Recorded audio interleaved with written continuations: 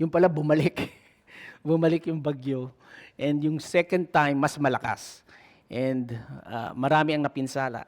And dito makikita natin na in particular sa Mark chapter 4, dito natin tutunghayan yung panibagong serye na ating pag-aaralan, which is Jesus exercising His authority from chapter 4, from verses 35 to chapter 5 of verse to 43.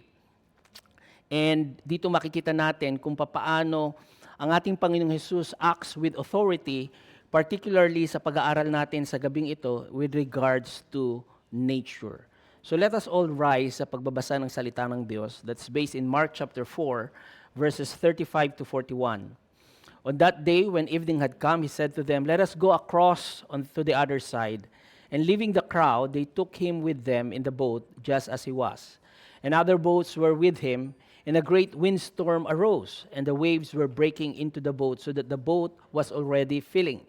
But He was in the stern, asleep on the cushion. And they woke Him and said to Him, "Teacher, do you not care that we are perishing?" And He awoke and rebuked the wind and the sea, and said to the sea, "Peace, be still." And the wind ceased, and there was a great calm. He said to them, "Why are you so afraid? Have you still no faith?" And they were filled with great fear and said to one another, "Who then is this, that even the wind and the sea obey Him?" Pagpalain ng Diyos ang pagkabasa ng Kanyang salita. Tayo po ay manalangin. Our gracious and sovereign God, as we come before Your Word, tunay po, O Diyos, hindi lamang po kami ay ma-inform, but rather we are transformed. Buksan niyo nga po ang aming mga mata upang makita namin ang kalwalatian ni Kristo. Buksan niyo po ang aming mga puso upang kami po ay magtiwala sa Kanya even when there is fear. And tunay po, O Diyos, na ang mga buhay namin ay sumunod ng may pananampalataya sa Kanya. Lord, calm our restless hearts as You once calmed the stormy sea. Teach us who You are, O Father, and teach us to trust You fully. In Jesus' name we pray. Amen. Tayo pong lahat ay makaupo na. So tayo po ay nabubuhay sa kapanahunan na we are in, sabihin natin, advance ang ating technology. Merong weather forecast na pag ginugel mo, pwedeng mag-forecast in advance. No? Kahit next year, naka-forecast. Marami ang gusto ng may insurance policies para sigurado. And we have a lot of emergency systems, no? Especially here in Dubai. Yet we are constantly reminded how fragile our control really is. No?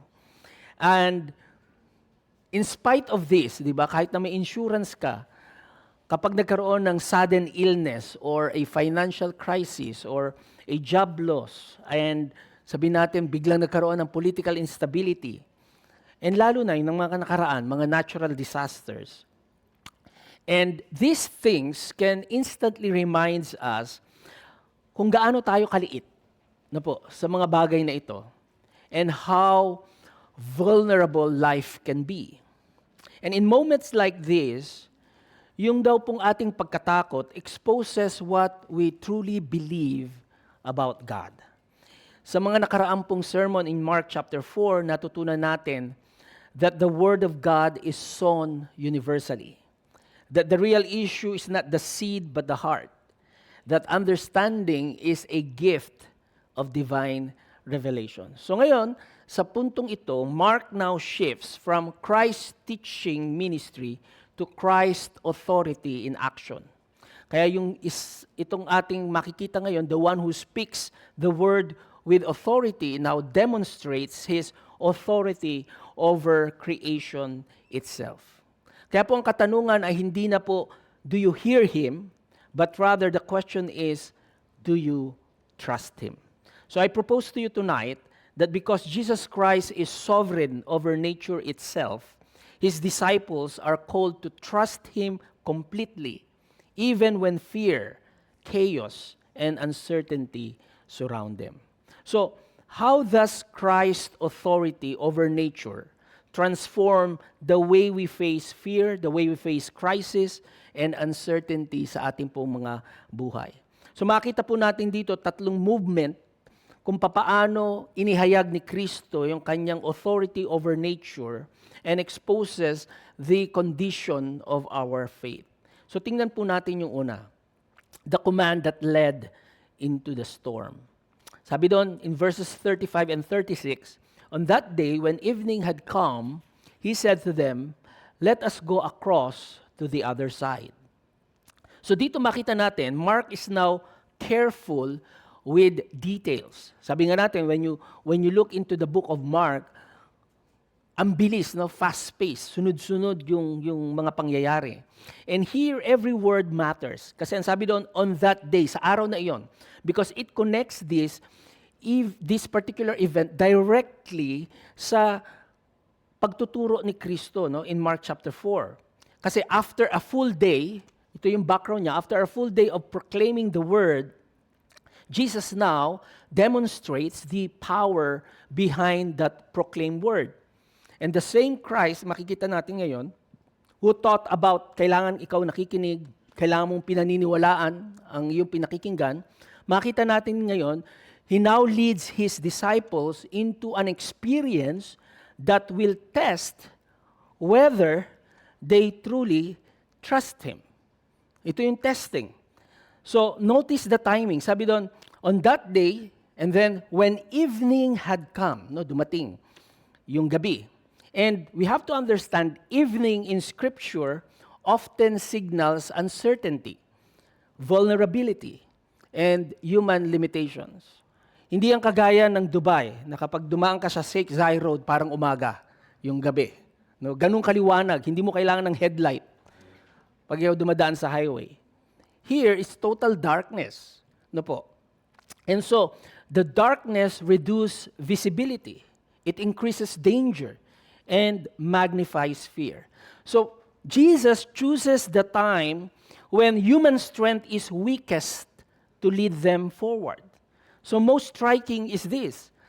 Jesus initiates the journey. Siya po yung nag-utos. He did not respond to a request na, Lord, pwede ba tayong tumawid sa kabila sa gabing ito? He does not react to a crisis. He commands the direction. So dito mapapansin natin that the storm is not incidental. It is directional. Kasi ang sabi niya, let us go across to the other side.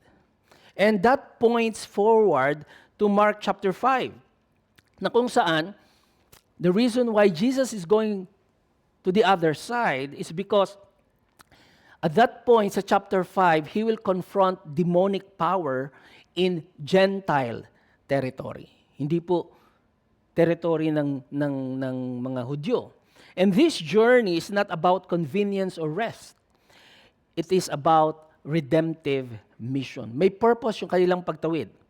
So, here makikita natin, the disciples are not running away from danger, but they are walking straight into that danger, with Jesus leading the way. So dito po, kinukompronte po tayo ng passage dahil there is a deeply ingrained assumption in the human heart that obedience guarantees comfort. Na kapag sumunod ka kay Kristo, siguradong okay ang buhay mo. Everything will be smooth. But here, makikita natin na merong gustong ituro sa atin ang Panginoon. Because here now, Scripture dismantles this myth repeatedly and vividly. Faithfulness does not insulate believers from storms. It often places them directly in the path of them. Kaya pakisabi sa katabi mo, kapatid, mag-ready ka.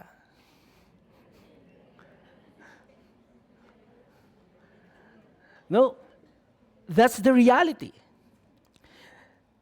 The disciples' obedience is unquestionable. Sinunod nila si Kristo. Sumakay sila sa bangka o sa boat during that time. They follow immediately. Nung sinabi ni Kristo, let's cross, they cross. So, leaving the crowd, they took him with them in the boat just as he was. So ano nakita natin doon? There's no delay. There's no resistance. There's no negotiation. They just obeyed. Sumunod. And yet, obedience leads not to calm waters, but to violent waves.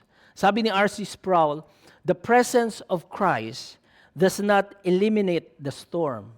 It guarantees His lordship in the storm. So makita natin dito, the disciples wrongly equate Christ's presence with predictable safety. Kasama natin si Kristo. So okay to, kahit madilim, kahit gabi, makakakross tayo sa sea na to. But Jesus never promised smooth sailing. He promised sovereign care. So makita natin dito, the danger is not the storm itself, but the false expectation that faith removes hardship. So, this scenario prepares us for a greater truth. The mission of Christ always advances through confrontation and not avoidance. Crossing the sea is not optional. It is necessary. So makita natin dito, the kingdom moves forward by pressing into darkness and not retreating from it. No, wala silang mga headlight o headlamp para makita nila yung nasa unahan nila because that is evening. Darkness. Wala silang fog light na ano ba yung nasa unahan natin. They just journey through the darkness. Di ba kapag kayo'y gumagamit ng GPS, tapos first time yung pupunta sa isang unfamiliar place. Di ba sometimes kapag dumaan na kayo sa, tama pa ba yung GPS mo? Parang liblib na lugar na itong dinadaanan natin, puro batuhan na to ha. Tama pa rin ba to? And yet, yun yung sinabi ng GPS. Di ba? Dadaanan mo itong mga masukal na lugar to get into that place. And that's how God is guiding us toward a particular destination. Sometimes hindi siya smooth road. Di ba dito sa Dubai parang bihira ka makakita ng lubak, di ba? Kaya nga nakakapagpatakbo tayo ng 180 eh. Minsan 200 pa yung iba sa highway. Pero pagpunta ka sa Pilipinas, parang every 2 meters gumaganon ka, di ba? Sa highway natin sa lubak, no? So ibig sabihin the convenience is not there.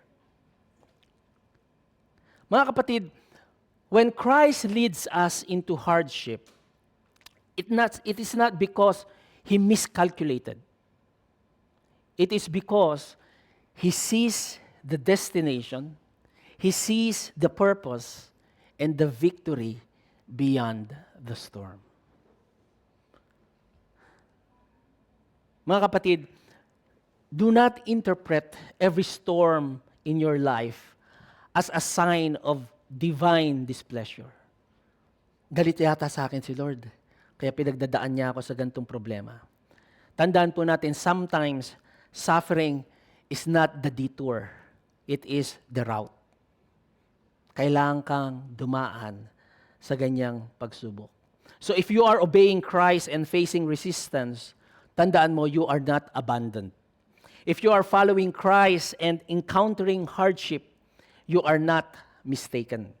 If obedience has led you into uncertainty, it may be a confirmation and not a contradiction of God's will.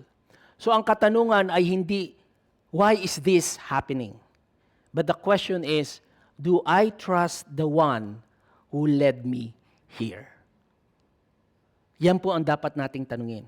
At bilang isang iglesia, tandaan po natin, churches that are faithful to Christ will eventually face storm. Iba-iba yung storm niya, whether that would be cultural opposition or spiritual resistance or internal testing within the church or costly obedience, tandaan po natin, we will go through that. Because a storm-free church is not necessarily a faithful one. But a Christ-led church is one that keeps rowing even when the waves rise. Kaya in our missions or discipleship and even in our gospel witness, tandaan po natin, it will require crossing the uncomfortable waters. tatawid at tatawid tayo sa unos. But the church that does not move forward because conditions are calm, it moves forwards because Christ commands. So, dapat malinaw po sa atin yon bilang isang iglesia. We move forward dahil everything seems to go well. No.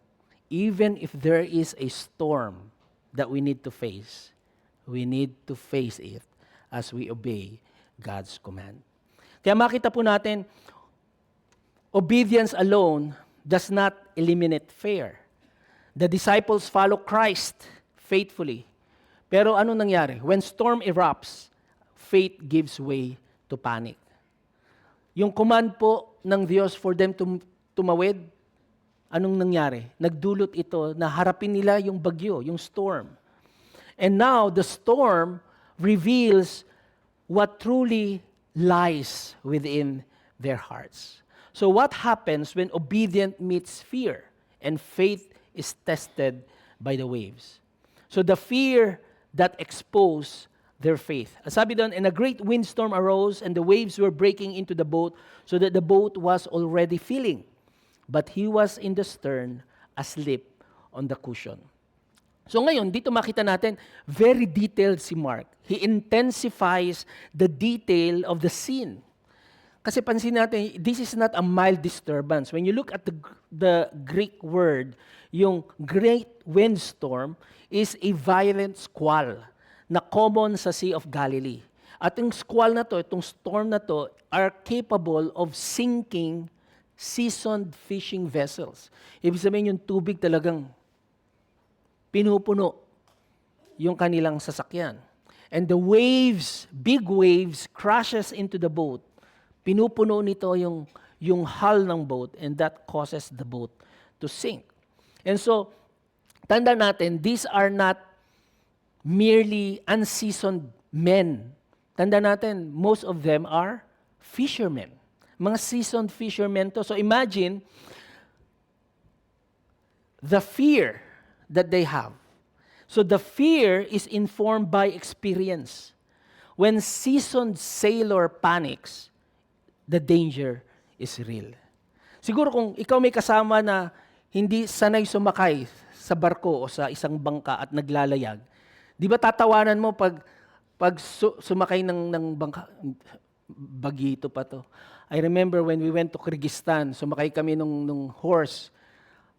Yung mga kasama ko talaga kinakabahan, no? Natili pa yung iba.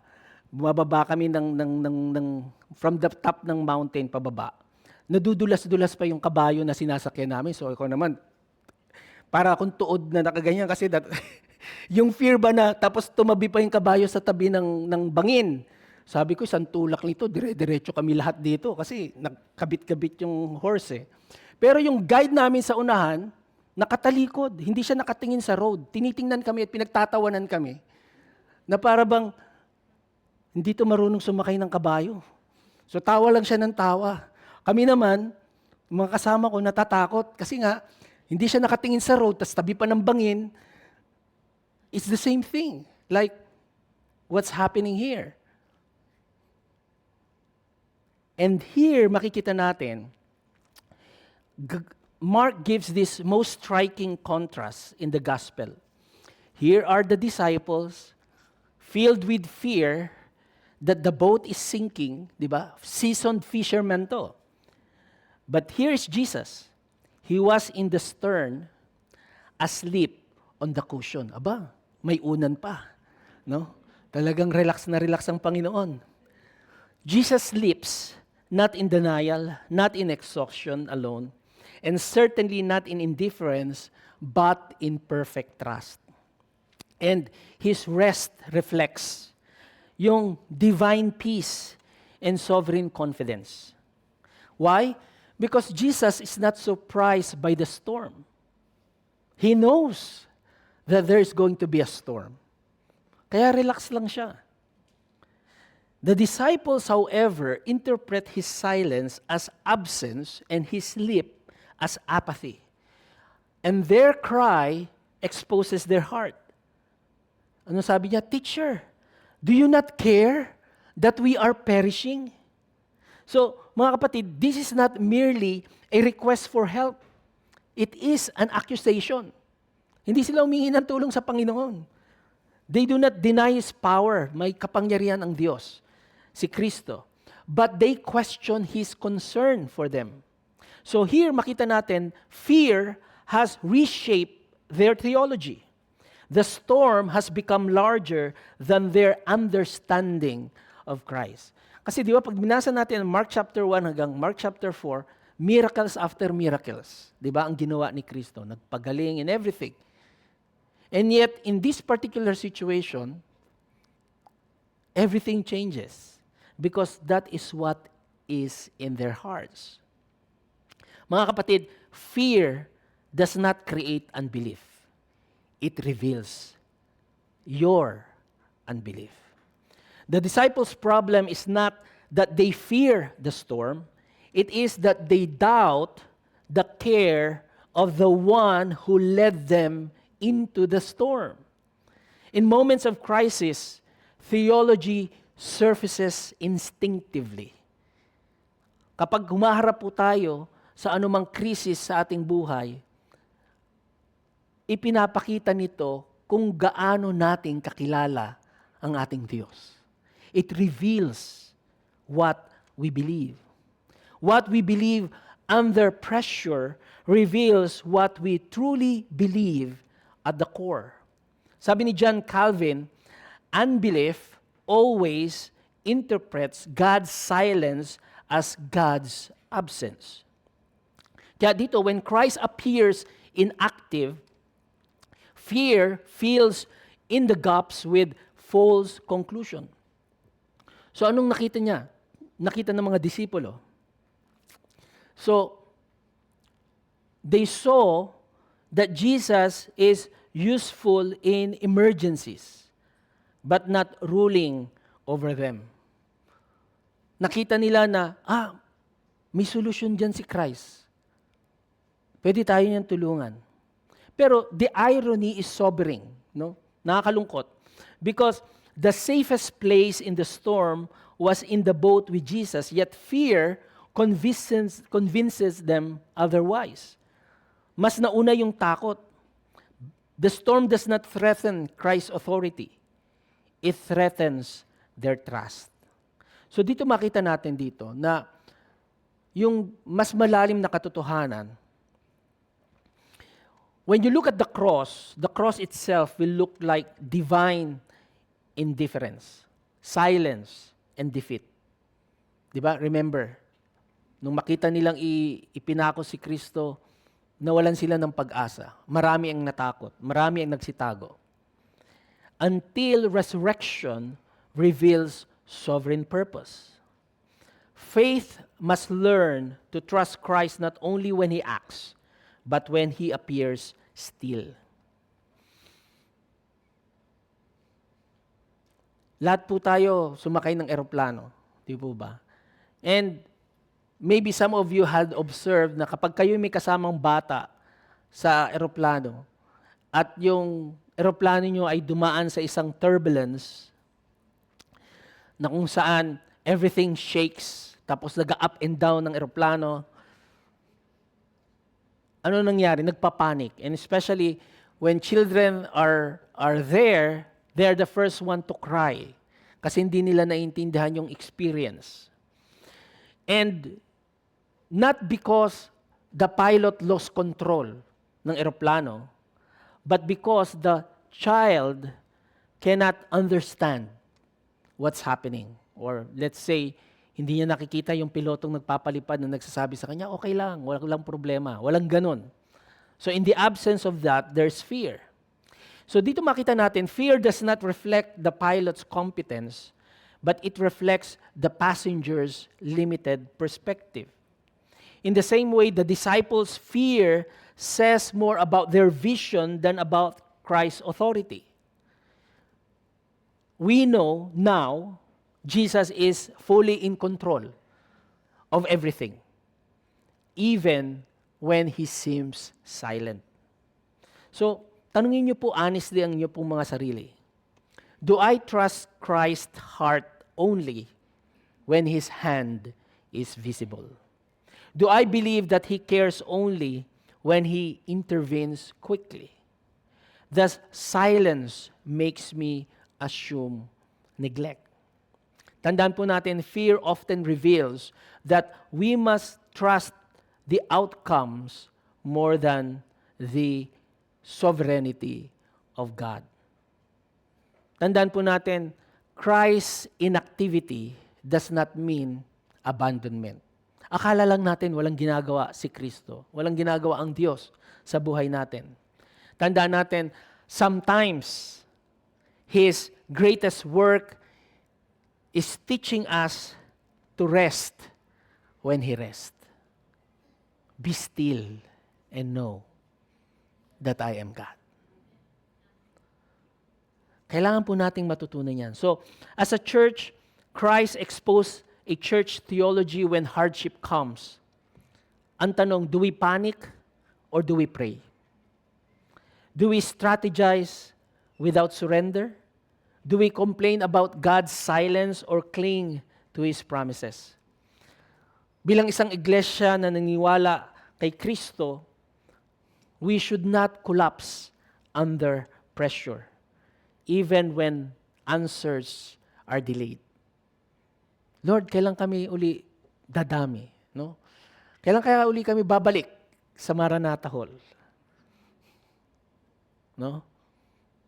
Kailan kaya uli lalago ang iglesia? Not just in numbers, but in quality. Kailan kaya uli mapupuno ang mga upuang bakante?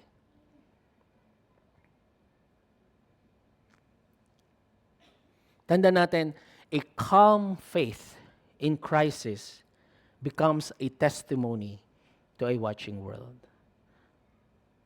And here makita natin, fear demands correction. And correction does not begin with comfort. It begins with authority. Dito makita natin, Jesus will not first explain bakit nagkaroon ng storm, but rather, He will command the storm. And in doing so, makikita natin that Jesus will reveal not only who He is, but how small the disciples' faith has been. The storm has spoken, and now Christ will speak. The authority that silenced the storm. And sabi doon, and He awoke and rebuked the wind and the sea, and said to the sea, "Peace, be still." And the wind ceased, and there was a great calm. So makita natin dito now, Mark shifts from chaos to command. Tumayo si Kristo not in panic, but in authority. He does not analyze the storm. Gano'n na ba kalaki? Punong-puno na nga ba yung bangka na sinasakyan namin? No, He did not do that. Nor He negotiates. Oh, magsagwan muna kayo. Itali nyo muna yung mga sarili nyo. Or even prepare a remedy for the situation. Anong ginawa ni Kristo? He rebukes the situation. And the word rebuke is striking. It is the same word Mark uses when Jesus silences the demons in Mark chapter 1, verse 25. In other words, Jesus confronts the storm as a force under His jurisdiction.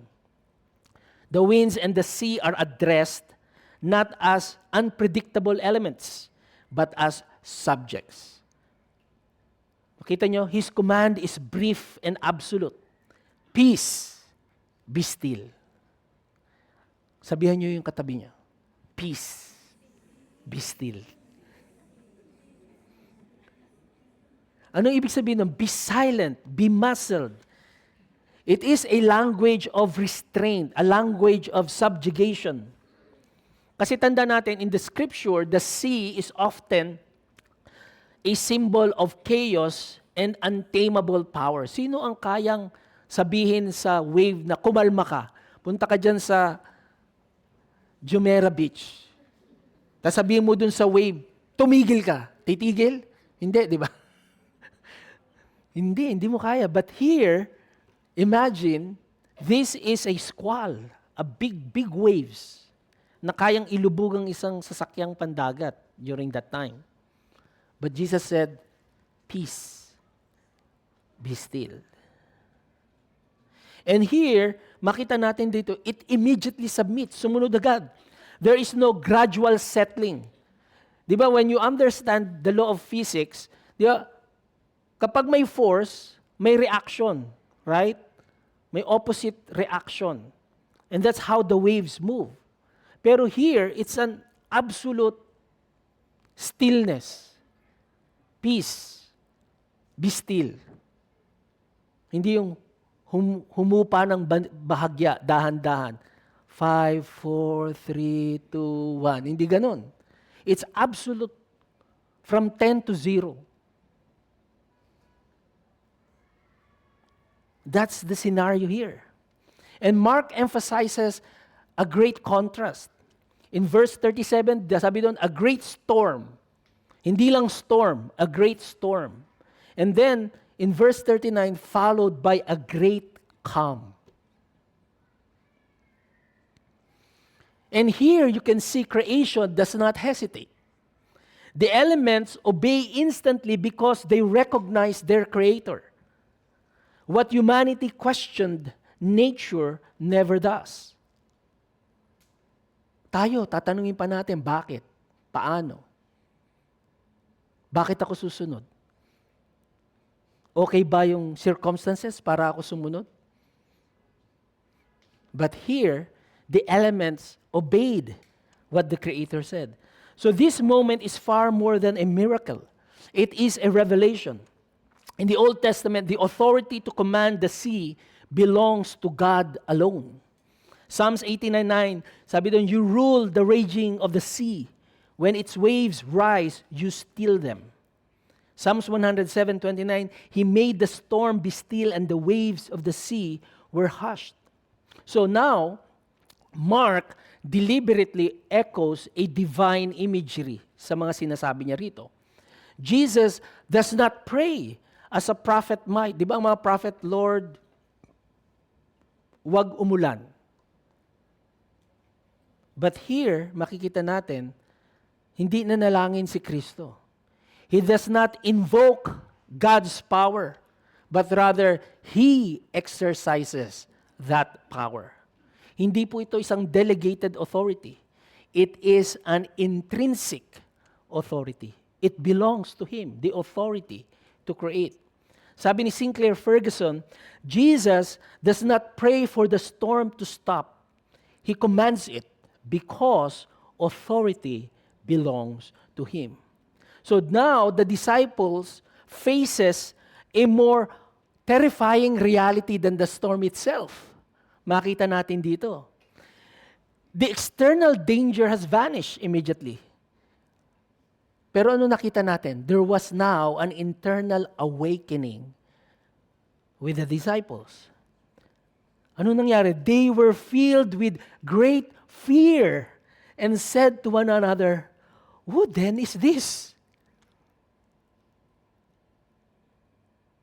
Their fear is now transformed. The storm inspired terror, but Christ inspires awe. And so the issue now is no longer survival, but it is identity. They now realize that they are in the presence of someone far greater than they can imagine. Ito si Jesus. Imagine a courtroom.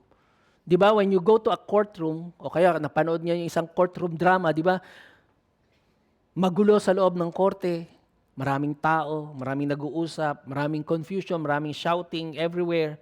Pero once the judge enters and strike the gavel, ano nangyari? Silence instantly fills the room. The room changes not because the people change, but because authority has arrived. And so when Jesus speaks, chaos recognizes that command. The storm is not the issue anymore. The true crisis is standing face to face with divine authority. So ano po yung makikita natin dito? The Christ who silenced the sea is the same Christ who governs our life. Faith is not trusting Him only when He calms the storm, but trusting Him because He reigns even when the storm remains. So tanungin niyo po ang inyo pong mga sarili, do I want Christ's power without submitting to His authority? Or do I trust Him as Savior but resist Him as Lord? Peace does not come from storm-free living, but from knowing who commands the storm. Bilang isang iglesia, our confidence must never rest in favorable conditions, in cultural acceptance, or numerical strength.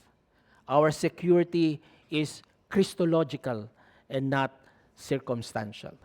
Meaning, when we look at things and when we do things as a church, we should just look at what God would want us to do and obey and trust Him that He is the one who is going to provide and sustain us in everything that we do as we obey His purposes.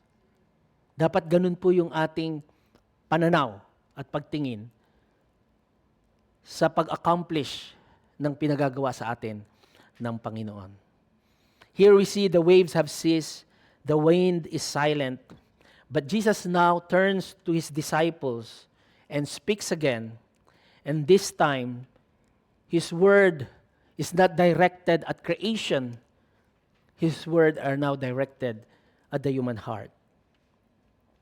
Jesus asked two piercing questions. Why are you so afraid? Have you still no faith? So makita natin dito, yung fear is not merely an emotional response, but rather it is a theological response.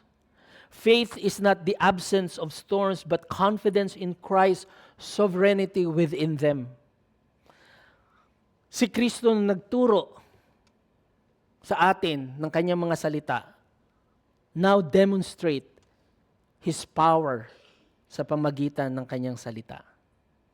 The final question echoes through the gospel, who then is this?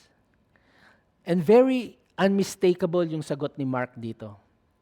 Jesus is Lord over nature, and if Jesus is Lord over nature, He is Lord over us. Maraming pagkakataon, maraming panahon that we only see Jesus as our Savior. And we don't recognize Him as Lord of our lives. Minsan, mas mataas pa ang ating tiwala sa ating mga boss, sa ating trabaho, sa ating kalakasan o kalusugan, sa ating bank account, sa ating insurance, instead of trusting the Lord of Lords. Church, do not measure Christ by the size of your storm. Measure your storm by the greatness of your Christ. We need to trust Him when He leads us into deep waters. We need to follow Him when fear clouds our vision. And we should worship Him not only as Savior, but our sovereign Lord. Mga kapatid, itong scenario sa Mark is a great reminder that the winds and the waves obey Him. May our hearts do the same. Let us pray. Our sovereign Lord, forgive us for doubting your care and underestimating your power. Turuan niyo nga po ang bawat isa sa amin na patuloy na magtiwala sa iyo kahit na lumakas ang bagyo, tumaas ang mga alon sa aming mga buhay. Patuloy mong pagtibayin ang aming pananampalataya. Patuloy niyo po, O Diyos, kalmahin ang aming mga pagkatakot. At patuloy niyo kaming gabayan forward in obedience. Indeed, O Lord, may our lives declare with awe, with amazement, with worship, kung papaano ang mga disciples have said it, who then is this that even the wind and the sea obey Him? Tunay po, O Diyos, mangusap at gumawa ka sa buhay ng bawat isa. In your mighty name we pray. Amen. Pagpalain po kayo, Diyos. Tayo po ay tumayo upang kantayin natin ang response.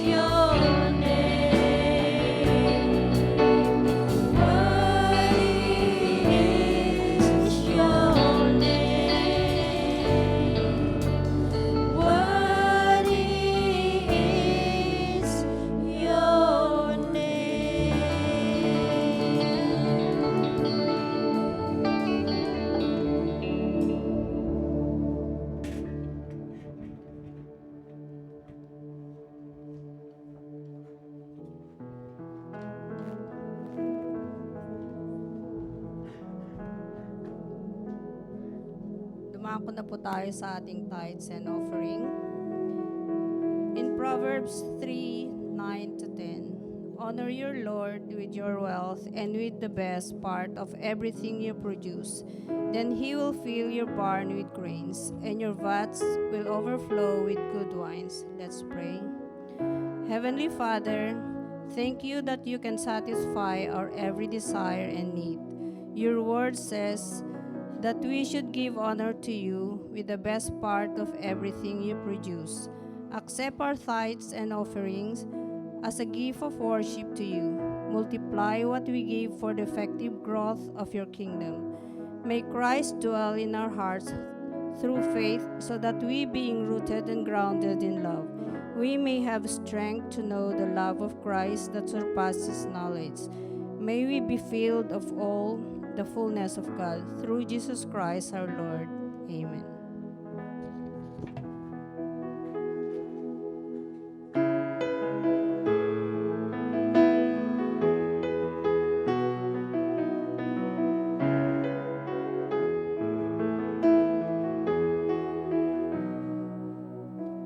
When life is heavy and my strength is faint, there's beauty for ashes, there's joy in my pain. Here in the quiet, I will wait for your hope to appear, and I will wait up your hope to appear.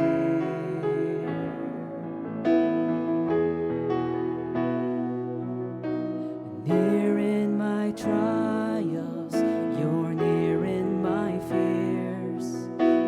Forever faithful, God, you're in my tears. Your love is loyal, I will wait for your hope to appear. And I will wait for your hope to appear. 'Cause we are wrapped in resurrection. You have clothed us in your glory. And now our hearts are no longer wandering. You've become our sanctuary.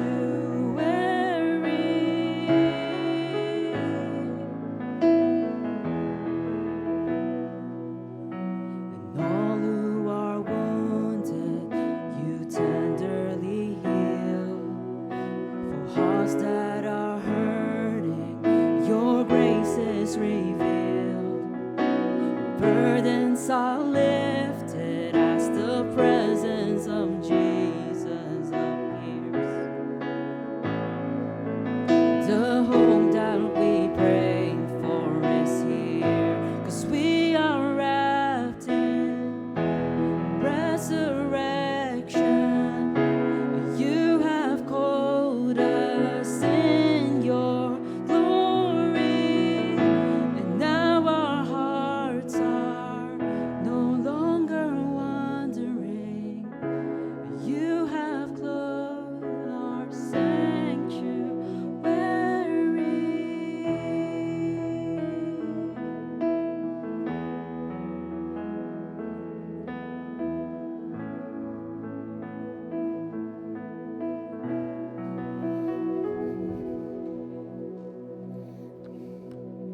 Amen.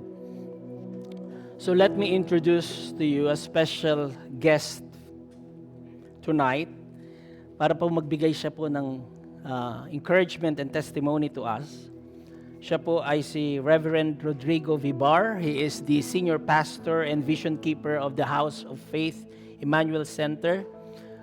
Ang ating pong guest sa gabing ito has served in pastoral ministry for over 36 years, demonstrating his unwavering commitment to the work of the Lord. And throughout sa kanya pong ministry journey, he has been actively involved in various Christian and community organizations, including Partners in Ministry Association or PIMA, Calamba Churches and Pastors Association. He is also a military chaplain and a recipient of an honorary doctorate in counseling. Siya po ay pinagpala ng isang mapagmahal na pamilya. His wife, Sister Leia Del Rosario Vibar, has been a constant partner in the ministry. Sila po ay pinagpala ng may 4 na mga anak. Kilala niyo po sila, si Helena Hazel Vibar Sanchez, si Juan Rafael Vibar, si Elijah Judah Vibar, and si Rachel N. Vibar. And by the grace and faithfulness of God, patuloy pong naglilingkod ang ating guest sa kanya pong ministry, faithfully serving and having miraculously survived 3 life and death encounters, which are a powerful testimony ng protection at purpose at sustaining grace ng Diyos sa kanya. So let me call on Reverend Vibar to the pulpit upang mag-minister sa atin sa gabing ito.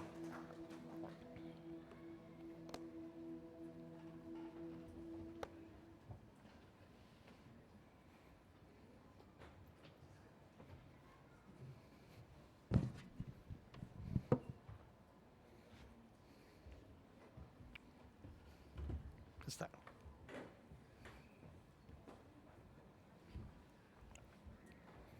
Maraming salamat, Pastor Abam. Nagpapasalamat po ako sa Panginoon Diyos sapagkat sa pangalawang pagkakataon ay nakarating po ako dito sa Filipino Congregation dito po sa Dubai.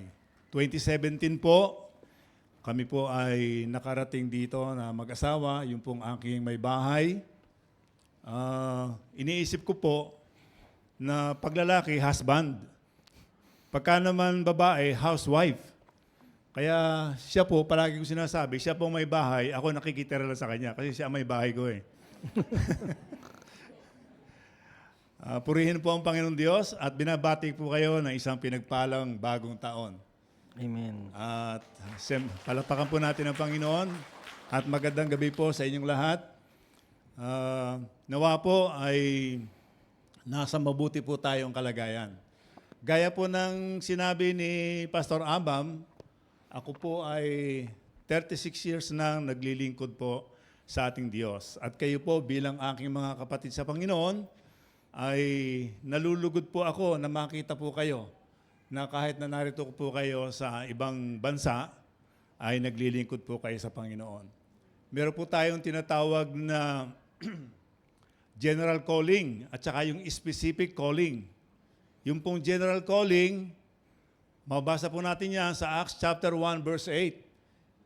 You will be my witnesses. Hindi po mga apostol lang ang sinabihan doon. You will be my witnesses. Ang ibig pong sabihin, tayo po ay mga magpapatotoo tungkol sa ginawa at patuloy na ginagawa ni Kristo sa ating buhay. Amen. Na siya po yung ating Panginoon. Amen. Kaya magpasalamat po tayo sa isang maayos at maliwanag at makapangyarihang pagpapahayag ng salita ng Diyos sa atin sa pamamagitan ni Pastor Abam. At kami po ay nandito para po makasama ang aming pong anak na si Helena at si Jezreel para po i-celebrate yung the birth of our Savior at ganin po yung New Year. At kami po ay nagagalak. We are glad to be with our the panganay, the eldest sa aming pong mga anak. At ang ipapatuto ko po sa inyo ay kung paano ako po ay nakasurvive ng marami na pong beses kung tutusin. Kaya lang, ang napag-usapan po namin ng aming anak, yung 3 na lang. Kasi po, ang totoo po niyan, parang pahapyaw lang, ano? No kami po ay bagong kasal ng kami mag-asawa, Sabado po yon, July 14, 1990, kami po ay tumira muna sa isang subdivision. At alam po ninyo na kami ay mag-dinner. Sabi ko sa kanya, lalabas muna ako, bibili ako ng yelo kasi wala pa kami refrigerator noon. At alam po ninyo, sa kabutihang palad, pag uwi ko po, lumabas ako at pag uwi ko, nakayapak po ako ng ahas. At nakagat po ako ng ahas. Imagine, first night po namin mag-asawa, nakagat ako ng ahas. Kaya sabi ko sa kanya, heart ang tawagan namin eh. Sabi ko, may alcohol ba tayo dyan? Sabi, bakit? Nakagat ako ng ahas. I was bitten by the snake. Sabi niya sa akin, ano? Nakagat ka ng ahasan? Sa paa. At nagdurugo. Pagkatapos, hinugasan ko ng alcohol. At ang sabi po niya, anong nararamdaman mo? Siyempre, natatakot siya na honeymoon namin, first night namin, tapos Baka mamatay sa ako. Mabibiyuda na agad siya. Alam po niyo yun? Sabi ko, huwag kang mag-alala. Nag-plus sa isipan ko yung sinabi ng Panginoon sa Mark chapter 16, sa verse 17, na kahit na sila yung makagat ng ahas, hindi sila mamamatay. Panay-panay ang tanong sa akin, anong nararamdaman mo? Yung pala nasa isip niya, baka bumula ng bibig ko, baka magkulay berde ako. Ganon. So, sabi ko, huwag kang mag-alala, hindi ako mamatay. Sabi ng Panginoon sa kanyang mga salita, kahit na ako makagat ng ahas, hindi ako mamamatay. Kaya, yun po yung isa. Pero yung pong huli lang, December 2018, after ng tibo ng aming anak, ako po ay isang electrical technician at ako po ay nangungontrata. Parang sideline ko na rin yon na bilang pastor kasi kung minsan kinakailangan na maghahanap buhay ka rin. Hindi yung aasa ka na lang sa ano. Nagkaroon ko ng pagkakataon na makontrata ng isang bahay ng isang piskal sa Santa Rosa, Laguna. Kung alam po niyo sa Laguna, Santa Rosa. At ako po papunta na rin sa bahay nila para i-check. Kasi finishing na po. Habang ako naglalakbay, 30 kph sa subdivision. Alam po ninyo, sa subdivision, dun sa kung tawagin ay Lara, yung pangalan ng subdivision. Meron po doon mga signage na yung stop, pagkatapos meron pong mandatory stop, kinakailangan titigil ka, at ang takbo po ay 30 kph doon sa subdivision. Alam po ninyo, habang naglalakbay ako, sakay ako ng adventure, tumingin ako sa kaliwa, walang sasakyan, tumingin ako sa kanan, may paparating na Toyota, yung malaki na van. Sabi ko, mukhang babanggain ako nito. Sa isip ko lang. At alam po nyo, pagkatapos nung isip na yon, bigla po akong binangga nung van. At tumaob po yung aking sasakyan. May picture ba, anak? Hindi yata nailagay. Alam po nyo, yung sasakyan ay tumaob. Imagine po, tumatakbo ako ng 30 kph, tapos nabangga ako ng Toyota van, umangat po yung huli, at bumaliktad po yung sasakyan at natumba po siya. Nagtanggal na po ako ng seatbelt. Pagkatapos yung windshield ay nadurog, at ako po ay nakatagilid. Siyempre, bumaligtad na po yung sasakyan. Yung mga tao po, kung kayo po nanonood ng TV o sa cellphone, di ba pinopost natin, nakaganon mga tao. Tapos nung lumabas po ako doon sa durog na windshield, saka po sila, hi. Parang nabuhay. Buhay pala yung driver. At lumabas po ako doon sa windshield, punta po ako sa sidewalk. 2 times, hinipo ko po yung aking ulo at ang aking katawan, nag-bend ako. Sabi ko, wala akong sugat, wala akong gasgas, wala akong fracture.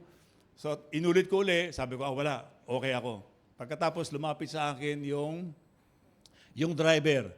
Ang sabi, sir, pasensya ka na. At saka yung sakay ng driver. Sabi, sir, pasensya na ho kayo. Sabi ko, di, okay lang yan. Wala naman nangyari sa akin. Sabi ko, yung sasakyan lang ang may nangyari. 6 inches ang lalim ng bangga doon sa right side. Imagine po yun. Pagkatapos, sinend ko po kay Hazel, kay Helena, yung pong video, binidyohan ko yung sasakyan. At alam po doon sa video, nakita ko po doon yung sombrero. Ang nakalagay po kasi doon sa sombrero ay, relax, God is in control. Sabi ko, praise the Lord. Nahulog yung sombrero at nung binibidyohan ko, nakita ko, nahulog doon yung sombrero, pero ang nakalagay doon, hindi po nakataob, kundi nakapatong, parang pinatong mo sa ulo at nakalagay doon, God's is in control. Sabi ko, praise the Lord. Tunay na ang Diyos ay kontrolado ang lahat ng bagay. At nagpasalamat ako sa Panginoon at naayos po yung sasakyan at nagamit ko po muli yung sasakyan. Pagkatapos po, ang pangalawa po doon sa pinakamalala, ako po ay nahulog sa poste. 12 feet ang taas po. Kasi galing po ako sa Cavite, kasi meron akong ni-repair doon, kasi tinulungan ko yung anak ko at merong problema yung electrical. Tinulungan ko po yung may-ari at ni-repair ko. Pag nakamotorsiklo po ako ng Rouser, yung Badja, pagkatapos pag uwi ko po, mga bandang hapon, yung anak ko sabi niya, Daddy, wala tayong kuryente. Eh siyempre, alam ko po yung ibig sabihin, brownout lang yan, hintay mo yan. Pero bumalik ulit sa akin, Daddy, may kuryente sa kapitbahay. Sabi ko, alam ko na po ang ibig sabihin noon. Sabi ko, sira yung ating yung service drop natin. At ganun po yung nangyari. Tinawag ko po yung aking assistant at kumuha kami ng hagdan, umakyat po ako at naglagay po ako ng belt. Ang pagkakamali ko po doon, ang ginamit kong belt ay hindi safety belt. Kasi wala naman akong safety belt noong time na yon. At habang kinukumpuni ko po yun, naikabit ko yung isang linya at bigla pong nawala na. Wala na akong nalaman. Yung pala, nahulog na ako. Nahulog na po pala ako. Pagkatapos, bumagok yung ulo ko sa semento, sa kalsada, at pumutok yung aking balat sa ulo ko. Pero hindi po naman nagkarak yung aking skull. Yung bungo ko po, hindi. At kinakausap pala ako ng mga tao sa paligid ko. Pero hindi ko po kilala ang misis ko ng 15 to 20 minutes. Ang sabi ng doktor, sabi ko, Dok, ba't nangyari sa akin yun? Temporary amnesia ang nangyari sa iyo. Kaya noong mga time na yon, umiiyak na ang misis ko. Pero ang sabi niya sa akin, parang wala lang nangyari sa akin. Hinihimas ko yung aking kamay na nagkaroong fracture na kung saan, ang sabi ko, wala yan. Pero hindi ko alam yung sinasabi ko na yun. Wala akong naiintindihan. Pero sa biyaya ng Diyos, ako ay nakasurvive. At yung ayaw kong mangyari sa akin, ayaw kong ma-hospital, ayaw ko na magagastos sa hospital, dahil wala naman kaming pambayad sa hospital. Wala kaming pambayad. Pero sa biyaya ng Diyos, nakabayad kami sa hospital, nakalabas ako ng hospital, at yung ayaw na ayaw ko, imagine mga kapatid, ako ay sinuot sa ano ba yung sinusuot sa tubo? MRI. Kasi tinitingnan ko lang yung sabi, ano kayang pakiramdam nung nasa MRI? Alam po ninyo, ako na MRI ako. Sabi na doon ko sa akin, huwag kang kikilos, kinakalang diretso ka lang. Ay, masunurin naman ako. Alam niyo naman, Kristiyano, masunurin eh. At ito po yung pinakamalala. Ako po ay aktibo dahil nung ako po ay bata-bata pa, ako po ay 68 years old na. At mukha namang, kitang-kita naman sa mukha, ano po. 68 years old na po ako. At alam po ninyo na kami po ay nakabili ng isang lote na ang sukat po ay 1,054 square meters. At yun po ay karagdagan doon sa aming property. At ako po, naglilinis ako, tumutulong ako doon sa mga kabataan. Ang sabi ng mga kababaihan, Pastor, huwag ka nang tumigil ka na ng pagtulong sa mga kabataan. Hayaan mo na sila. Alam po ninyo ang sagot ko? Hindi naman ako PWD. Eh dito natuwa ako, POD dito, ano? People of Determination. Sa atin, people with disability. Dito, determination. Kaya makita ko, maganda ang dito, ang terminology. Determination. Kaya kahit na po ganito ako, mga kapatid, may determination pa rin. Alam po niyo, sa paglilinis ko, sabi ng mga kababayan, tama na yan, Pastor. Di kumain na kami tanghalian, pero nagpatuloy ako. At sa hindi sinasadya po, nakasapatos naman ako, nakayapak po ako ng maliit na pako.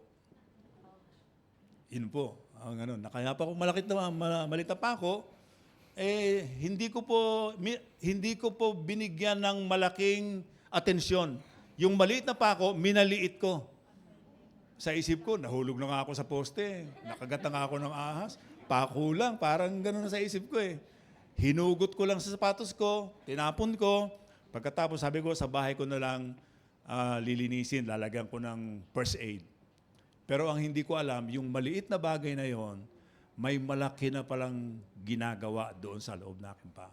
At alam po ninyo, ako ay speaker sa Batangas noon, at naghanda po ako, naligo, nagsapatos, pagkatapos nagpunta po kami ng Batangas.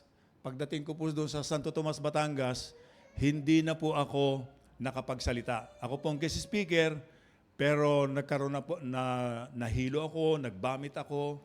Pagkatapos, natapos yung gawain, uwi po kami.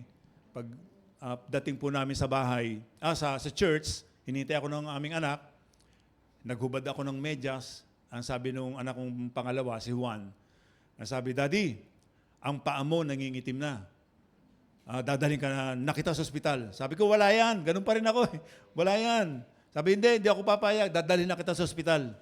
At yun na nga po, kumuha kami ng damit nagpalit ako ng damit, punta po kami sa hospital, at pagdating po doon, yung pong attending physician ay tinest po ako, kinuhanan ako ng dugo, pagkatapos, after siguro mga 30 minutes, lumabas po resulta. Ang sabi po ng doktor, i-admit na po kayo, hindi na po kayo uwi. Kasi po, malala po yung infeksyon ng paa ninyo. At ayon po sa kanilang pagsusuri, flesh-eating bacteria ang tumama sa aking paa. Si Helena po ay nandoon, umuwi po yan, dalawa ni Jezreel. Kaya nasa hospital po ako, dinadala po nila ako. Pagkatapos kinausap sila ng doktor, sabi, yung kondisyon ng tatay nyo, hindi puputulin yung kanyang paa. At sinabi sa akin ng doktor, hindi pa po ako nagpapakilala sa kanya. Ang sabi sa akin, Tatay, hindi natin mapigilan ang infeksyon sa paa mo, kaya wala tayong magagawa, puputulin natin ang paa mo. Sabi ko, huwag naman, Dok. Sabi ko, mahirap ang putol ang paa. At yung mga anak ko sa paligid ko, sabi niya, Dad, pumayag ka na, makakalakad ka uli. Yung asawa ko, sabi niya, magpaputol ka na ng paa kasi mas mahalaga sa amin ang buhay mo. Amin ganon. Nung gabi po, bago ako maputulan ng paa, nanalangin po ako ng matindi sa ating Panginoon. Ang sabi ko, Panginoon, patay nga na buhay mo. Yung ating pinag-aralan ngayon, bagyo nga napatigil mo. Ito pa, yung paa ko. Ako po ay natulog, tinakloban ko ng kumot. Sabi ko, Lord, pagbulot ng mata ko, gusto ko, wala na. At alam po nyo, maaga, nagising ako, nilas ko ang kumot at nakita ko po, ganun pa rin ang itsura ng aking paa. Wala pong pagbabago. Ang sabi ni doktor, time na para putulin ang paa mo. At naroon po sila, nag-uusap kami. Ang sabi ko, kinakailangan magbutuhan muna tayo. Sabi ko, who are in favor to be amputated? Sabi ng mga paa ko. Nagtaas po silang lahat. Ay na-overpower nila yung aking taas. Sabi ko, ayaw ko. Sabi nga naman. Sabi ni nung aming pusing panganay, si Helena, Dad, magpaputol ka na, makakalakad ka uli. Pinakita sa akin yung mga devices. Parang siyempre na ako. Pero alam po ninyo, sabi nung buso ko naman, Dad, di ba sabi mo, gusto mong makita sa akin ang iyong apo? Eh, kung mawawala ka na ngayon, at sabi ko, o sige, payag na ako. Tapos sabi ng doktor, sige, pwede kayong pumunta sa ibang ospital, punta ka sa ibang doktor. Ang sabi ko, Dok, kung ano yung pinakamabuting gawin, gawin natin. At alam po yung siniran ko yung doktor. Ginamit ko yung Daniel chapter 12 verse 4 na the people will go to and fro and the knowledge will increase. Sabi ko, Dok, kasama ka dyan. Na binigyan ka ng talino ng Diyos. Alam po yung nakahiga ako. Pagkatapos, alam niyo ba pala sa, pag nasa operating room ka, lalagyan ka ng instrumento. At meron po sila doong, parang ipinapako sa krus. Nagpatawa pa ako eh. Sabi ko, Bossing, para akong ipapako sa krus ito ah. Sabi gano'n. Eh, nagagawa ko po magpatawa. Sabi ko, kung yan ang pinakamabuti para sa akin. At dumagal po, siguro mga 1 oras kalahati. At nagising po ako dahil doon sa tunog ng instrumento.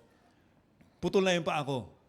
Lumabas po ako sa operating room, punta sa recovery room. At naalala ko po, sabi ko, Panginoon, salamat po sapagkat naputol man ang aking paa, hindi naman nalagot ang aking hininga. Yun ang ano po doon. At alam po nyo, ang misis ko, ano po yan, pinag-pray ko po yan at yan po yung binigay sa akin ng Panginoon. Ang aking kaisa-isang asawa. Tumayo ka nga. Para makita. Ayan po, yan. Ano ang nag-iisa ko asawa. Isa lang po yan. Kasi meron tinanong Pastor, asawa mo? Ano, iisa pa lang. Ano, isa pa lang? Ayan po, kaisa-isang asawa. Alam po niya, mahal na mahal po niya ako. At nagtaka po ako, nung maputulan po ako ng paa, ang laki po ng pinagbago niyan. Mas lalo po niya akong minahal. Kasi po, ang usapan namin, siya ay aakayin ko, pero ngayon po nabaligtad, ako inaakay niya. Sabi ko, kung tutulak ng wheelchair, ako magtutulak, pero ako ngayon tinutulak niya. Ako ang may tungkod. Alam po niyo mga kapatid, ang pagsubok po ay dating at alis po yan. Parang bagyo, dadaan lang. May panibagong bagyo na naman. Ganun po yun. Sa buhay po natin, marami pong pagsubok. Pero ito po yung tatandaan po natin.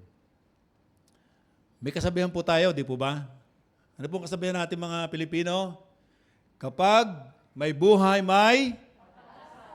sigaw po natin. Kapag may buhay... May pag-asa. Hindi po, may pagsubok.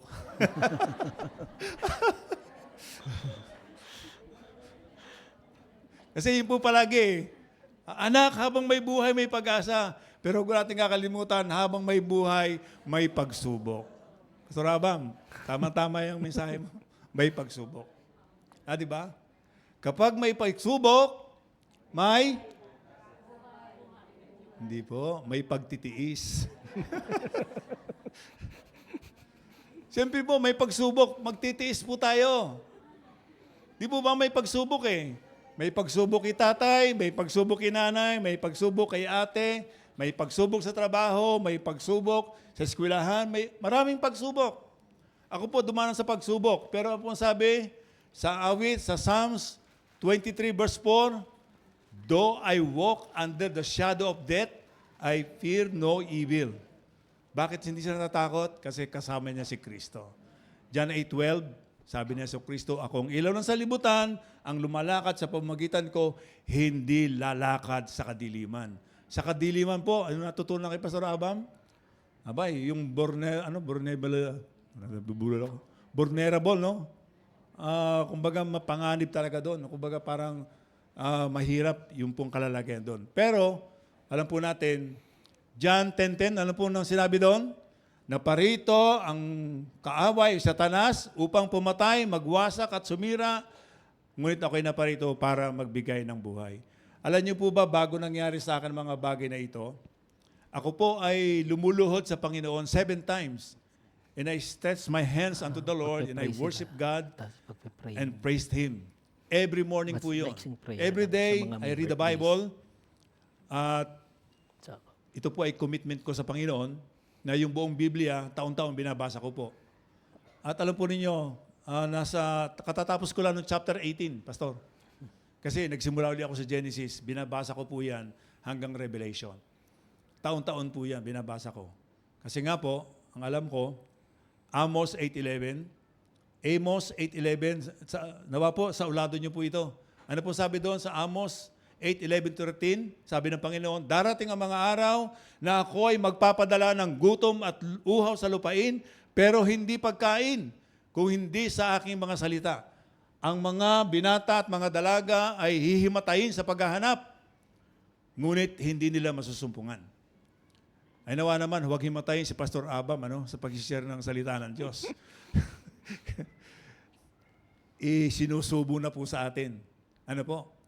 Nabasahin po natin ang Biblia, unawain po natin, at pag-aralan po natin mabuti.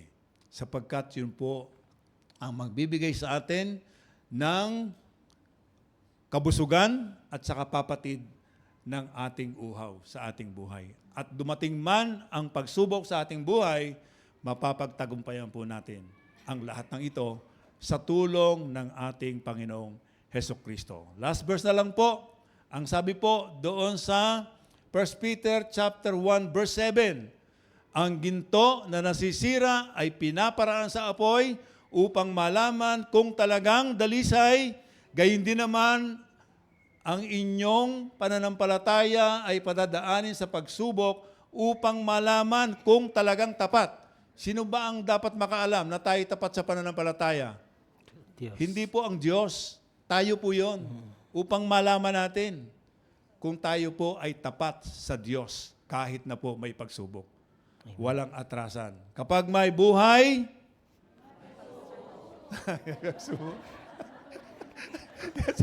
kapag may pagsubok, May pagtitiis. may pagtitiis.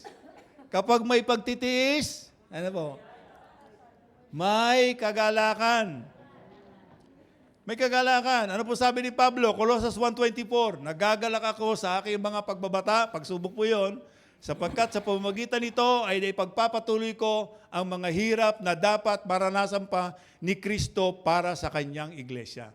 So tayo naman ngayon ang magdaranas, pero magbibigay po tayo ng karangalan at kaluwalhatian sa ating Panginoon.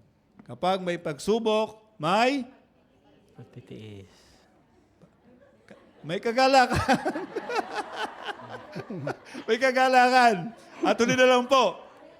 Kapag may kagalakan, may kalakasan.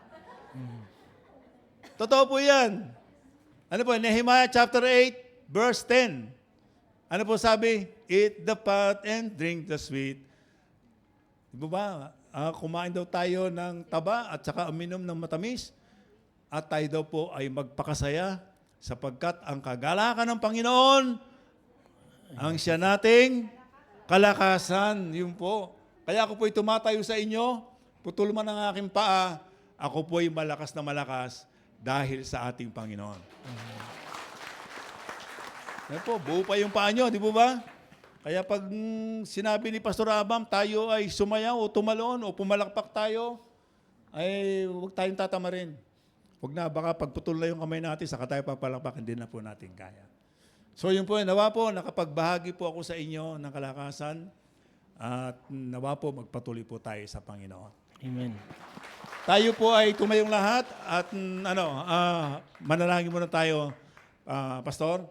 Tayo po'y tumayong lahat, tayo po'y manalangin. Gusto ko pong ipanalangin kayo para sa gayon ay magkaroon po tayo ng pagiging handa po sa panahong darating sa mga pagsubok na darating po sa ating buhay. Tayo po ay yumuko at manalangin. Panginoon namin Diyos at Ama sa langit na bukal ng awa at pagpapala, salamat po sa kongregasyong ito na iyong tinipon upang magsama-sama at magpalakasan at magpuri at sumamba sa iyong dakilang pangalan. At sila po, aming Diyos, ay magpakita ng mga katunayan at patotoo na sila ay iyong mga anak, na kahit na po sila ay malayo sa amin pong bansa at narito sa ibayong bansa, sa ibayong dagat, ay nagpapatuloy na nagsasama-sama. Dalangin ko po, O Diyos, na sila po ay inyong pagkalooban ng kalakasan, ng kagalakan, at kung dumating man ang pagsubok, sila po ay magtatagumpay sa tulong ng iyong dakilang kapangyarihan.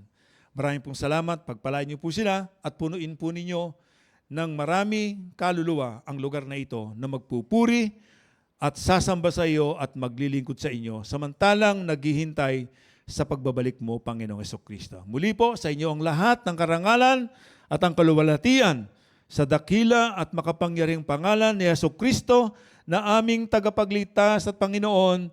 Ito po ang aming dalangin. Amen and amen. Palapakan po natin ang ating Diyos.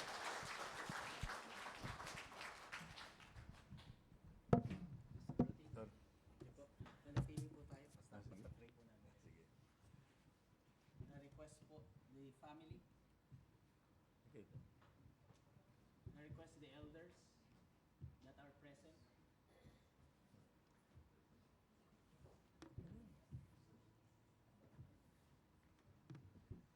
Natawagan po ang mga elders.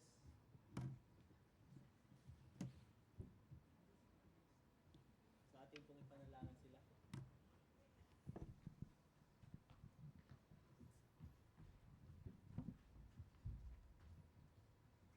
Let us pray. Our Heavenly Father, we thank you, Panginoon, sa iyo pong patuloy na paggawa sa buhay ni Pastor Rudy and his family. Indeed, O Father, we dedicate them afresh to you today. We ask, Father, that you would continue to renew their strength like the eagles. Patuloy niyo pong paglalimin ang kanila pong kagalakan sa paglilingkod sa iyo. At patuloy niyo po, Lord Diyos, bantayan ang kanila pong mga puso at ang kanila pong isipan kay Kristo Jesus.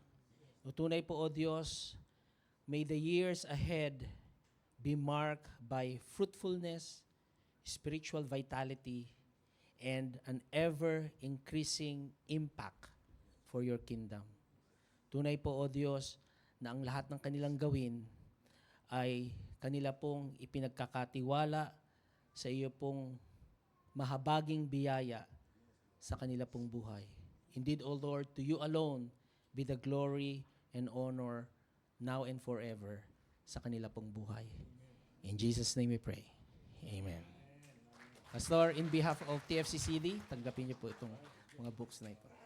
God bless po. Salamat po. Thank you po. Thank you. So tayo pong lahat ay manatili sa pagkakatayo. I would request isang bagsak na. Since this is the first Saturday of the month, lahat po na may birthday for this year, for this month, and wedding anniversaries, I request all of you to come forward para po kayo ay mapanalangin. And since this is also a Saturday para po sa ating mga couples, I would like also to pray for you. I think no need for you to come forward. Kasi lahat naman ay represented ng couples, ng young adult, and singles, and sa mga nagsapit sa kanilang kaarawan. We will come to the Lord in prayer now. Indeed, O Father, we thank you. We praise you sa iyo pong kabutihan sa buhay ng bawat isa. Maraming salamat, O Diyos, as you have added another year sa kanila pong mga buhay, as you added another year sa kanila pong mga marriages. Indeed, O Father, we thank you for granting them this prosperous year. Indeed, O Father, grant them wisdom, strength for each day, at mga puso na tuloy na nagtitiwala at nagagalak sa iyo, O Diyos. Patuloy po, O Diyos, na pagpalain ang bawat isa. And Father, we lift up to you yung mga couples sa aming iglesia. Strengthen their love with patience and humility and forgiveness. Indeed, O Lord, patuloy po ninyong turuan ang bawat isa sa kanila that they are not only to love merely with emotions, but with Christ-like sacrifice. Bantayan niyo nga po, O Diyos, ang kanilang marriages, ang kanilang po mga relationship from division or destruction and discouragement.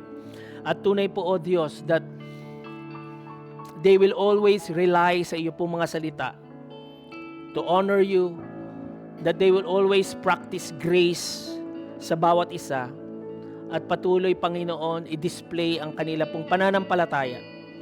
Sa aming pong mga young adult and singles, Lord, sila po ay patuloy na going through important decisions about their careers, about their calling, about their relationship, about their faith.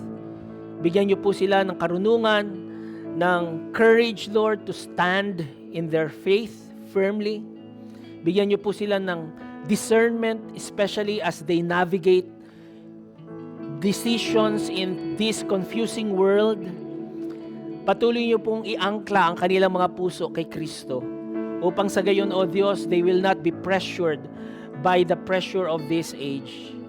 Tunay po, O Diyos, na patuloy niyo pong bigyan sila ng purpose. Sa amin pong mga kapatid na singles, indeed, O Lord, may you affirm their worth and identity sa iyo, reminding them, Panginoon, na sila ay kompleto sa iyo, O Diyos. Bantayan niyo po, Panginoon, ang kanilang loneliness and comparison and fill their lives, Father, with meaningful relationships. Indeed, whether you call them, Lord, later on in marriage or for a season of singleness, may they walk in contentment, in holiness, and hope. Indeed, O Father, we thank you for everything. And we confess, O Lord, that like the disciples, we are often fearful. And so, Father, turuan nyo kami na hindi lamang po kami magtiwala sa calm waters. Hindi lamang po, Panginoon, makita sa amin na kino-question namin ang mga unos sa aming buhay. Father, hinihingi po namin ang iyo pong habag. Patawarin niyo po kami, O Diyos, kung kailanman o minsan man, O Diyos, ay aming pinagdudahan ang iyo pong care, kung aming mang in-underestimate, O Lord, ang iyong kapangyarihan sa aming mga buhay. Indeed, O Father, maraming salamat sa aming Panginoong Jesus, who is our Lord and our Savior, na siyang aming natutulog. Hindi dahil indifferent ang aming Panginoon, but because He is sovereign. Maraming salamat, O Diyos, na muling ipinakita nyo sa amin yung iyong authority, yung iyong compassion, iyong nearness sa amin sa lahat ng unos ng aming mga buhay. Indeed, O Lord, we lift up this congregation, strengthen the weary, calm the anxious, and encourage those who are walking through the storms of their lives na known only sa iyo, O Diyos. Patuloy niyo mong turuan ang bawat isa sa amin na magtiwala kay Kristo, hindi lamang bilang aming guro, kundi bilang aming Panginoon. We pray, Father, for this church, that we would be a people marked not by fear but by faith, not by panic but by prayer, not by self-reliance but by deep dependence on Jesus Christ our Lord.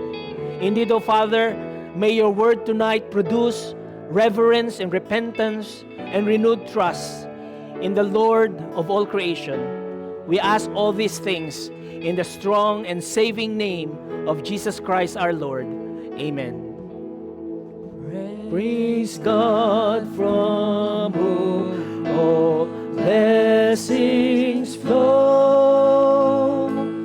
Praise Him, all creatures here below. Praise Him above the heavenly hosts. Praise Father, Son, and Holy Ghost. Amen.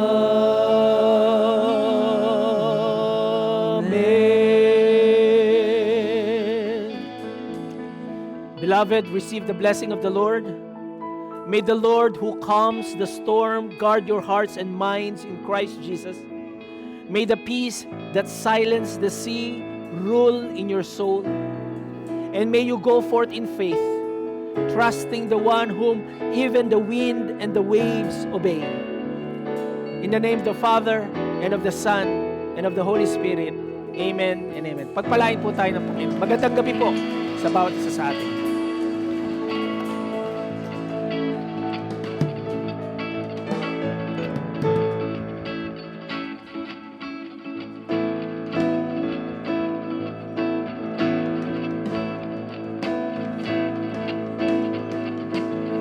We come lift up our hand, for the joy of the Lord is my strength. We bow down